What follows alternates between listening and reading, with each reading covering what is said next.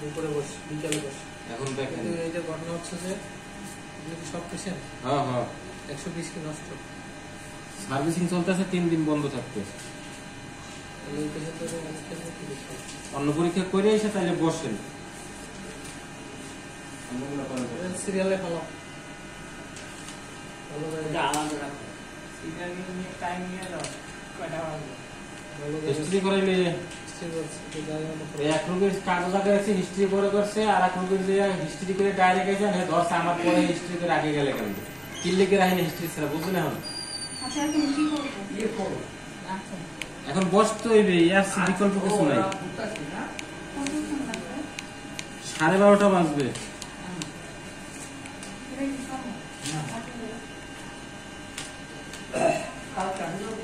তারপরে রক্ষা দিতে বলবো। আর কালকে আসলে সকালবেলা আসতে পারেন, অসুবিধা নেই। সন্ধ্যায় রিপোর্ট করবে 6টার দিকে। স্যার তো অবশ্যই করবো